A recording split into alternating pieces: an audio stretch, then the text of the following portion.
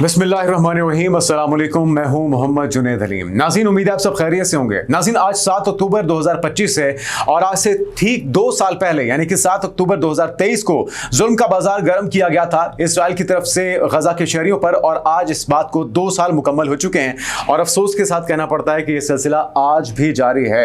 वहाँ पे नस्लकुशी हो, वहाँ पे इंसानी मजालिम हो, उसकी नई तारीखें रकम की जा रही हैं और ये सिलसिला थमने का नाम नहीं ले रहा। गो कि एक तरफ मुज़ाकराती अमल भी है, मुसलसल वो जारी है और तवक्को ये की जा रही है कि इस बार कोई मस्बत पेशरफ्त हो सकेगी। शर्म उल शेख में आज एक दौर तो मुकम्मल हो चुका, उसमें कुछ मजीद डिमांड सामने आई हैं। डोनाल्ड ट्रंप की तरफ से इस उम्मीद का इजहार किया जा रहा है कि कोई अच्छा नतीजा निकल पाएगा। और जिस तरह से मैंने आपको गुज़श्ता रोज़ खबर दी थी कि डांट पिलाई है डोनाल्ड ट्रंप ने नेतन्याहू ने राब्ता किया है सदर पुतिन के साथ। इस गुफ्तगू में क्या चीज़ें ज़ेरे गौर लाई गई हैं ये भी आपके साथ शेयर करते हैं। और एक अच्छी खबर भी है नाज़रीन, खुशखबरी आई है अल्हम्दुलिल्लाह, सेनेटर मुश्ताक अहमद साहब भी रिहा कर दिए गए हैं सियोनी फोर्सेस की तरफ से। इससे पहले गुज़श्ता रोज़ खबर आई थी कि जो स्वीडिश एक्टिविस्ट हैं ग्रेटा थुनबर्ग, उन्हें भी रिहा किया गया है और ज़बरदस्त गुफ्तगू की गई है। उन्होंने हमेशा की तरह फ़लस्तीनियों के लिए, गजा के शहरियों के लिए आवाज़ बुलंद की है। क्या सलूक रवा रखा जा रहा है उन कैदियों के साथ जो कि दौरान हिरासत, एक और जो हैरान कुन इंकशाफात सामने आ रहे हैं ग्रेटा थुनबर्ग की तरफ से, सेनेटर मुश्ताक अहमद की तरफ से क्या इंकशाफात दुनिया के सामने रखे गए हैं।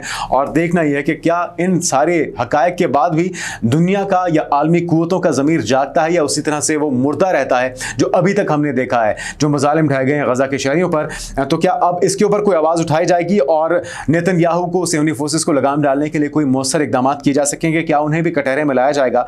ये सारे सवालात हम आपके सामने रखेंगे।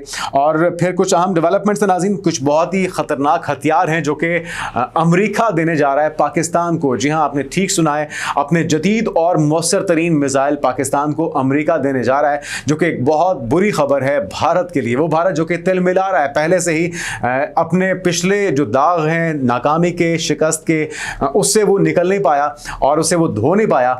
अब ये मज़ीद हथियार आने से, मज़ीद ख़तरनाक और जदीद हथियार और मिसाइल पाकिस्तान के हाथ लगने से उनके लिए कितने बड़े खतरात हैं जो कि मुँह खोले खड़े हैं, ये आपके साथ शेयर करेंगे। और इसके साथ साथ आपको ये भी खबर देंगे कि डोनाल्ड ट्रंप ने एक बार फिर से जख्मों पर नमक छिड़का है मोदी सरकार के तस्करा करके ऑपरेशन सिंदूर का, जिसमें उन्हें बदतरीन शिकस्त का सामना करना पड़ा और 7 तैयारे भी उन्होंने गिरवाए हैं। और ये एक लगता है कि लामुतनाई सिलसिला है, एक ऐसी सुबह की जो कि सुपर पावर के सदर की तरफ से हो रही है, वो भी आपके साथ शेयर करेंगे। और कुछ अहम डेवलपमेंट्स हैं नाज़रीन, वो भी आपके साथ शेयर करनी है, जिसमें अब इंतहा पसंदी इस हद तक भारत के अंदर बढ़ चुकी है कि उनके चीफ जस्टिस भी सुप्रीम कोर्ट के महफूज नहीं है। मूर्ति का ये मामला था और उस पर एक अंधभक्त की तरफ से, जो कि वकील भी था, जूता उठा के फेंका गया है अपने चीफ जस्टिस के ऊपर। इस वाकये की तफसीलात भी आपके साथ शेयर करते हैं। तो सबसे पहले नाज़रीन बात कर लेते हैं ब्लूमबर्ग को दिए गए इंटरव्यू की, जो DGISPR की तरफ से दिया गया है और उसमें कुछ अहम बातें कही गई हैं। एक तो पहली बार इंकशाफ किया गया है, एतराफ़ किया गया है कि जो चाइनीज़ वेपन्स थे, जो टेक्नोलॉजी थी, उसने बहुत ही मौसर किरदार अदा किया, पाकिस्तान की मुआवनत की है। और साथ में लेफ्टिनेंट जनरल अहमद शरीफ चौधरी ने गैर मुल्की जो जरीदा है ब्लूमबर्ग को जो इंटरव्यू दिया है, उसमें उन्होंने वाज़ेह किया है कि पाकिस्तान ने कभी भी आदाद-ओ-शुमार और हक़ाइक़ से खेलने या उन्हें छुपाने की कोशिश तो नहीं की, जिस तरह से हमारा जो पड़ोसी मुल्क है भारत, वो इसका राग लाता है और गोदी मीडिया का सहारा लेता है। तो पाकिस्तान को ना तो इसकी ज़रूरत है, ना ही पाकिस्तान ऐसे हथकंडे इस्तेमाल करता है। पाकिस्तान की फ़ौजी तरक्की की हिकमत अमली मौसर और कारामद निज़ाम को शामिल करने और मुल्की दिफाई टेक्नोलॉजी को फ़रोग़ देने पर मबनी है, यह कहना था DGISPR का। साथ में उन्होंने यह भी कहा है कि हमारा दिफाई नुक्ता नज़र मुसाबकत की बजाय तकनीकी कारकर्दगी और अमली मौसरियत पर मबनी है। इसके अलावा उन्होंने यह भी कहा कि पाकिस्तान हर किस्म की टेक्नोलॉजी हासिल करने के लिए तैयार है, चाहे वो मकामी तौर पर तैयार की गई हो या फिर मशरकी या मगरिब से हासिल की जाए, जो मुल्क के दिफाई जदीदियत के अमली मौक़िफ़ को ज़ाहिर करता है। तो पाकिस्तान इससे इनकार नहीं करता। पाकिस्तान रशिया हो, चाइना हो, टर्की हो या अमेरिका हो, उन सभी के वेपन्स को अपने दिफा को जदीद और तबाहकुन अपने दुश्मन के लिए बनाने के लिए इस्तेमाल करता है और इसका एतराफ़ भी उन्होंने किया। साथ में उन्होंने कहा है कि भारत मई में होने वाली लड़ाई के दौरान किसी भी पाकिस्तानी तैयारे को गिराने में नाकाम रहा है, लेकिन जो तैयारे गिरे थे वो किसके थे, इसको एक बार फिर से दोहराया है डोनाल्ड ट्रंप ने। कुछ ही देर में आपको वो भी सुनवाते हैं। अच्छा नाज़रीन, अहमद शरीफ साहब ने मजीद क्या कहा वो भी सुन लीजिए। जिन्होंने कहा अमेरिकी सदर डोनाल्ड ट्रंप के एक हफ्ता कबल के बयान का भी हवाला दिया, जिन्होंने कहा था कि मई के तसादुम में 7 तैयारे मार गिराए गए थे। ब्लूमबर्ग के अपने मुताबिक पाकिस्तान के चीनी साख्ता जेट-10C लड़ाका तैयारों ने भारत के साथ लड़ाई में फैसलाकुन किरदार अदा किया और मार्का हक के दौरान राफेल समेत भारतीय फिजा के मुतादिद तैयारों को कामयाबी से निशाना बनाया था। तो ये तो है हमारे DGISPR का मौक़िफ़ या उनका दावा। डोनाल्ड ट्रंप एक बार फिर से किस तरह से दोहरा रहे हैं इस दावे को, वो भी सुनिए। If I didn't have the power of tariffs, you would have at least 4 of the 7 wars raging. I use tariffs to stop wars. If you look at India and Pakistan, they were ready to go at it. 7 planes we shot down. They were ready to go at it. And then nuclear powers. And I don't want to say exactly what I said, but what I said was very effective. They stopped. And that was based on tariffs. It was based on trade.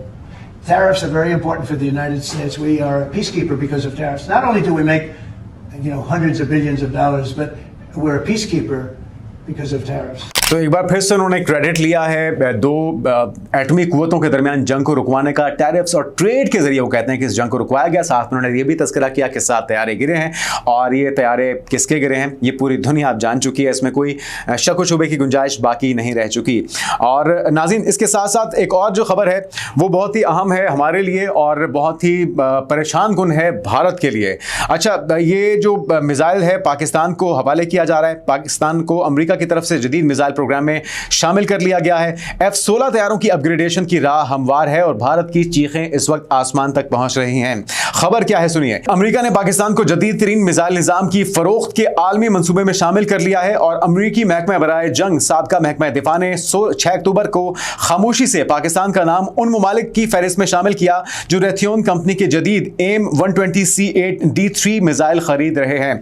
और यह मुआहिदा अमरीका के कई इत्तेहादी और गैर इत्तेहादी ममालिक के साथ किया गया है, जिनमें जापान है, जर्मनी है, बरतानिया है, इजराइल, तुर्की, जनूबी कोरिया, ऑस्ट्रेलिया, सऊदी अरब, कतर और पाकिस्तान शामिल हैं। और हमें यह देखना होगा कि इसमें भारत का नाम कम अज कम नहीं है। तो हमारे लिए यही बात तसल्ली वाली काफ़ी है। तो फिलहाल ये वाज़ेह नहीं है कि पाकिस्तान को कितने नए मिसाइल मिलेंगे। बहरहाल ये जो इसकी खसूसियात हैं ये आपके साथ शेयर कर देते हैं।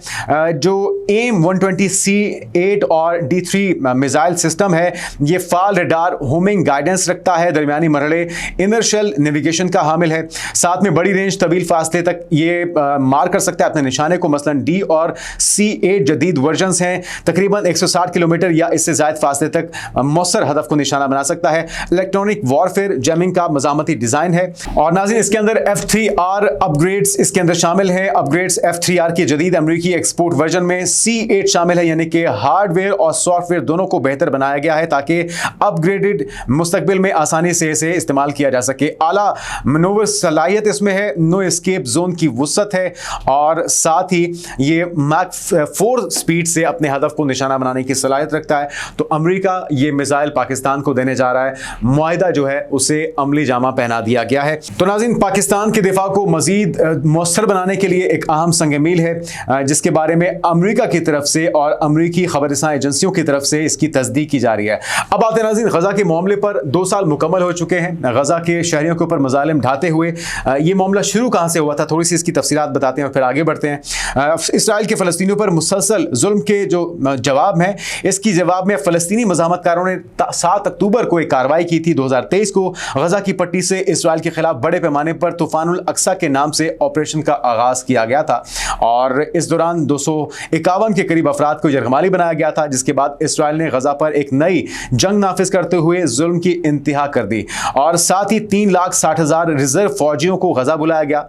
तब से गजा पर वहशियाना कार्रवाइयों का सिलसिला जो है वो आज तक जारी व सारी है और इसराइल ने अमरीकी सदर का गजा पर हमला रोकने से मुतल्लिक हालिया जो मुतालबा है उसे भी नज़रअंदाज कर दिया। साथ में 2 साल से जारी इसराइली हमलों में ख़वातीन, बच्चों समेत 67,000 से ज़ायद फ़लस्तीनी शहीद जबकि 1,70,000 के करीब ज़ख्मी हो चुके हैं। ये तो नाज़रीन वो अदाद शुमार हैं जो कि रिपोर्ट हो रहे हैं, लेकिन गैर मुसद्दिका ज़राए के मुताबिक जो खबरें सामने आती हैं जिसमें से बहुत से इसराइली रिटायर्ड फौजी हैं वो ये दावा करते हैं कि 2 लाख से ज़ायद लोगों को शहीद किया जा चुका है गजा में। साथ में इसराइली नाकाबंदी से 20 लाख अफराद फाका कुशी पर मजबूर हैं और इसराइल के वहशियाना हमलों ने गजा को खंडर में तब्दील कर दिया है, जिसमें अस्पताल हैं, जिसमें मसाजिद हैं, गिरजाघर हैं, स्कूल, कॉलेजेस, तालीमी इदारे, कुछ भी वहाँ पर सलामत नहीं रहा। और 2023 के जो विजुअल्स देखते हैं और 2025 के विजुअल्स देखते हैं तो आपकी रूह कांप जाती है, आपका दिल दहल जाता है। क्या ये वही शहर है जहाँ पे लोग हंस खेल रहे थे और एक पुरसुकून ज़िंदगी गुजार रहे थे और बिला किसी वजह के इन तमाम मासूम शहरियों को, जिसमें मासूम बच्चे हैं, जिसमें ख़वातीन हैं, जिसमें बुज़ुर्ग हैं, जिसमें जवान हैं, सभी को फ़लस्तीनी मज़ामती तंजीम का जवाज़ बनाते हुए कि जी ये उनको शेल्टर दे रहे हैं या ये उनकी ढारस बन रहे हैं, इस बुनियाद पर बेबुनियाद इल्ज़ाम लगाते हुए इस पूरे शहर को खंडर में तब्दील कर दिया गया और 20 लाख से ज़ायद गज़ा के शहरियों को, उनकी ज़िंदगियों को अजीरन बना दिया। और अभी भी ये सिलसिला जारी है। एक तरफ तो मुज़ाकराती दौर चल रहे हैं और जो पहला दौर है नाज़रीन, उसके अंदर भी कहा जा रहा है कि मस्बत पेशरफ्त तो हुई है, लेकिन कुछ डिमांड्स सामने आई हैं फ़लस्तीनी मज़ामती तंजीम की तरफ से। वो डिमांड्स क्या हैं वो भी सुन लीजिए। गज़ा जंग के खात्मे के लिए तंजीम के इस जो इसराइल और सालिसों के दरमियान मुज़ाकरात का पहला दौर है वो गुज़श्ता रात को ख़त्म हुआ था और मिस्र के शहर शर्म उल शेख में बिलवास्ता मुज़ाकरात आज दोबारा से हो रहे हैं। शर्म उल शेख में होने वाले मुज़ाकरात के पहले दौर में फ़लस्तीनी वफ़द की क़यादत सीनियर मुज़ाकरातकार खलीलुल हैया ने की और अमरीकी खुसूसी एलची बराए मशरिक़ वस्ता स्टीव विटकॉफ और सदर ट्रंप के दामाद जेरेड कुशनर भी मुज़ाकरात में शरीक हुए हैं। इसमें इजराइल के नुमाइंदे भी हैं और साथ में इस बात की ज़मानत मांगी गई है तंजीम की तरफ से कि इसराइल यरगमालियों की रिहाई के बाद मुआहदे की पासदारी करेगा और साथ में तंजीम ने 6 सरकर्दा फ़लस्तीनी कैदियों की रिहाई और बड़े पैमाने पर गज़ा में इमदाद की फराहमी का मुतालबा भी किया है। साथ में वो कह रहे हैं कि फौरी तौर पर जंगबंदी को यकीनी बनाया जाए, इमदाद की फराहमी को यकीनी बनाया जाए, उनके अहम जो रहनुमा है फ़लस्तीनी तंजीम के, उनकी रिहाई को यकीनी बनाया जाए।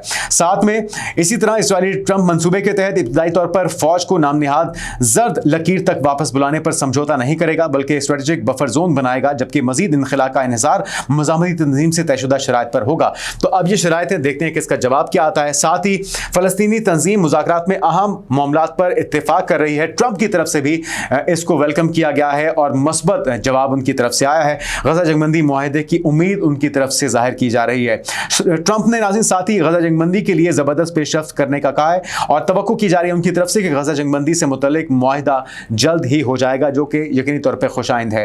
उन्होंने कहा कि तमाम ममालिक ने गज़ा अमन का मंसूबा का खैरमकदम किया है। तुर्क सदर और उर्दन के शाह से भी बात हुई है और ये तमाम लोग जो हैं इसके गारंटर के तौर पर, सालिस के तौर पर किरदार अदा कर रहे हैं, चाहे वो तैयब उर्दवान हो, चाहे वो उर्दन हो, चाहे वो मिस्र हो, चाहे वो कतर हो। ये सारे वो ममालिक हैं जो कि पहरा दे रहे हैं मुज़ाकराती अमल का, क्योंकि 2 बार हम पहले भी दे चुके हैं, ईरान में और दूसरी बार दोहा में फ़लस्तीनी तंजीम के ऊपर हमला किया गया, उन्हें मारने की कोशिश की। इस बार भी खलीलुल हैया ही लीड कर रहे हैं तंजीम के जो मुज़ाकरातकार हैं या उनकी जो नुमाइंदगी है। अच्छा, अमरीकी सदर ने कहा कि तजारत और टैरिफ से 7 जंगें रुकी, जिसका बयान हम आपको सुनवा चुके हैं। साथ में जो अहम पेशरफ्त हुई है नाज़रीन वो ये कि पुतिन और नेतन्याहू के दरमियान टेलीफोनिक रब्ता हुआ। एक तो पुतिन की तरफ से कोरा जवाब दिया गया इस बात पे कि फ़लस्तीन को एक आज़ाद रियासत के तौर पे तस्लीम नहीं करेंगे। वो कहते हैं कि जी हम फ़लस्तीन को एक खुद मुख्तार रियासत के तौर पे मानते हैं और ये जो बुनियादी मौक़िफ़ है या एक उसूली मौक़िफ़ है नेतन्याहू का, उसे तो उन्होंने अक्सर मुस्तरद कर दिया है। साथ में 20 नुकाती अमन मंसूबे पर गुफ्तगू हुई। सदर पुतिन का कहना था कि उम्मीद है गज़ा में अमन के लिए अमरीकी सदर ट्रंप के प्लान पर अमल दरामद होगा और रूस फ़लस्तीनी रियासत के हक में है। साथ में क्रेमलिन का बताना है कि कॉल के दौरान दोनों रहनुमाओं ने ईरानी जोहरी प्रोग्राम से मुतल्लिक मसाइल का बातचीत से हल निकालने में दिलचस्पी का इजहार किया है, जबकि इस दौरान शाम में मजीद इस्तेहकाम पर भी गुफ्तगू हुई और इससे कबल पुतिन और नेतन्याहू के दरमियान आखिरी टेलीफोनिक बातचीत अगस्त में हुई थी। अब बुनियादी तौर पर जो डांट पिलाई है ट्रंप ने नेतन्याहू को, इसके बाद उसको लगता है कि उसे एक और हिमायती की, मजबूत हिमायती की ज़रूरत होगी, तो वो उसके लिए पुतिन का दरवाज़ा खटखटा रहा है, क्योंकि एक शातिर और अय्यार और मक्कार वो ऐसा शख्स है जो कि अपने हिमायतियों को मुसलसल इंगेज रखना चाहता है, वो जो उसके मुस्तकबिल में काम आ सकते हैं। लेकिन लगता यह है कि जिस तरह का जवाब सदर पुतिन की तरफ से आया उसकी दाल यहाँ पर गलने वाली तो नहीं है। साथ में नाज़रीन जो एक खुशाइंद बात है वो ये कि सेनेटर मुश्ताक अहमद साहब सेहूनी फोर्सेस के कैद से रिहा हो चुके हैं। उर्दन से पाकिस्तानी सफारतखाना मुसलसल राब्ते में था और फाइनली जिस वक्त उनकी रिहाई हुई है, क्या उन्होंने हक़ाइक़ बताए हैं, क्या इंकशाफात किए हैं, उन्हीं की ज़ुबानी सुनिए।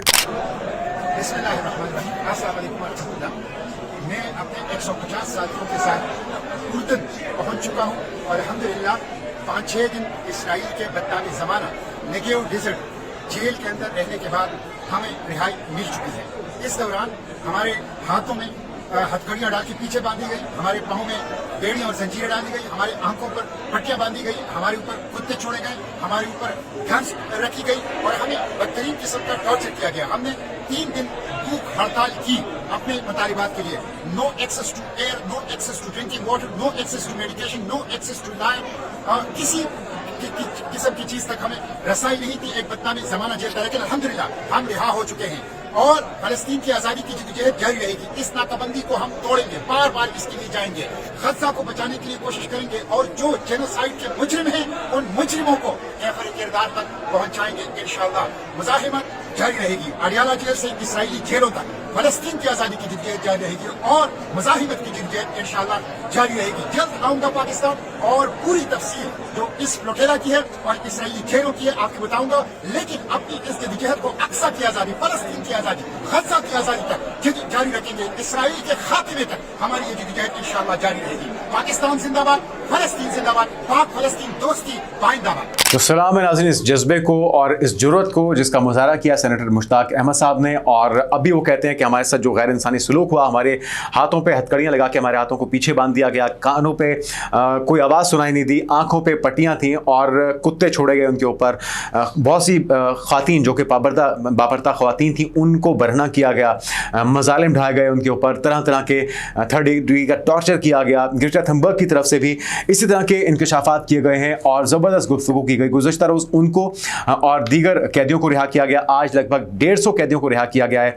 जो कि उर्दन पहुंचे हैं, लेकिन इससे पहले जो ग्रेटा थनबर्ग को छोड़ने के बाद उन्होंने गुफ्तगू की थी मीडिया के साथ और उनका क्या कहना था। एक हम देख रहे हैं कि डोनाल्ड ट्रंप के साथ भी उनकी टसल चल रही है। डोनाल्ड ट्रंप की तरफ से कहा गया कि जी इन्हें किसी नफ्सियाती डॉक्टर की ज़रूरत है जिस कैफियत से ग्रेटा थनबर्ग गुजर रही है, जिसका जवाब ग्रेटा थनबर्ग ने ये दिया कि यकीनी तौर पे डोनाल्ड ट्रंप भी उसी कैफियत के शिकार हैं, तो आपके पास अगर कोई ऐसा डॉक्टर है तो उसको आप रेफ़र कर दीजिए। तो मेरे ख्याल में डोनाल्ड ट्रंप को भी मेरे ख्याल में होश के नाखून लेने चाहिए कि आप एक ऐसी बच्ची जो कि इंसानी हुकूक के लिए आवाज़ बुलंद कर रही है, अपनी जान को दाव पर लगाकर वो ग्लोबल स्मूथ फ्लोटेला के ज़रिए गजा पहुंची और उसे हिरासत में लिया गया, बजाय इसके कि आप लानत मलामत करते सियोनी फोर्सेस की, आप उसके ऊपर तनकीद कर रहे हैं। तो ये शर्म का मकाम है उन आलमी कुव्वतों के लिए जो कि इस कॉज को भी डैमेज कर रहे हैं, बजाय इसके इसका साथ दें या फ़लस्तीनियों या गजा के अवाम की मुश्किलात के अजाले के लिए अपना किरदार अदा कर सकें। ग्रेटा थनबर्ग का नाज़रीन क्या कहना था रिहाई के बाद, वो भी सुनिए।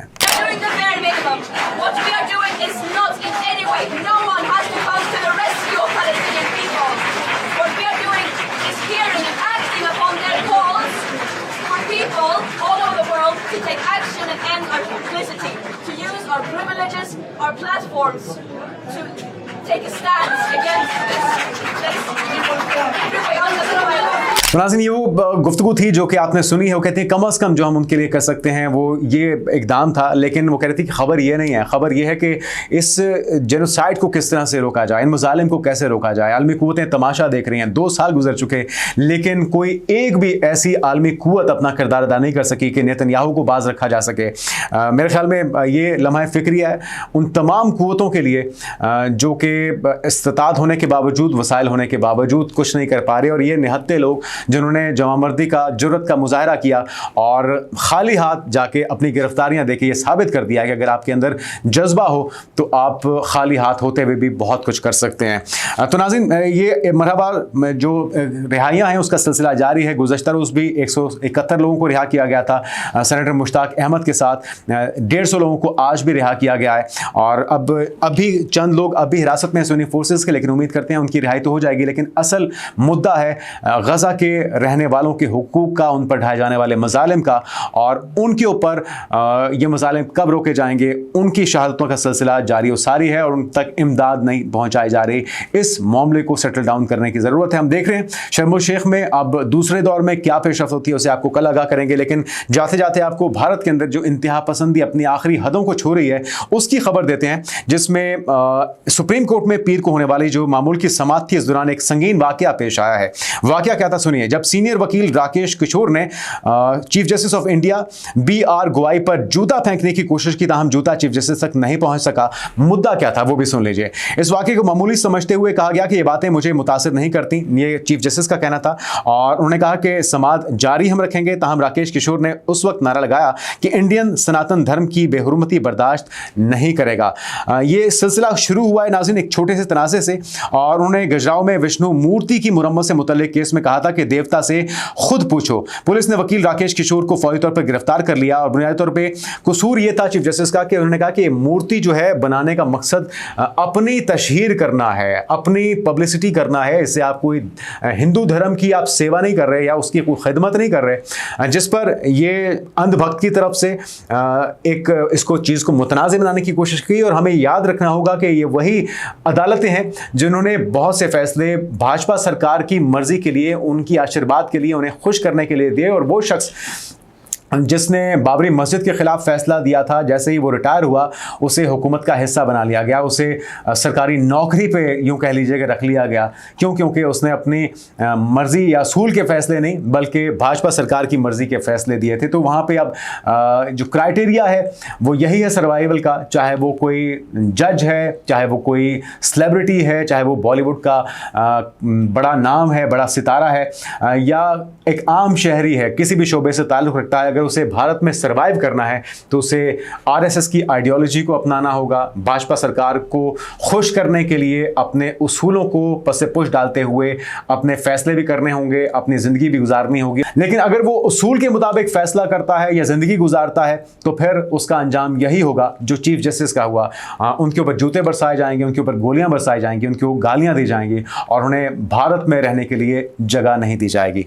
आज के लिए इतना ही। आने वाले दिनों की पेशरफ से आपको आगाह करते रहेंगे। अपना ख्याल रखिएगा। अल्लाह हाफ़िज़।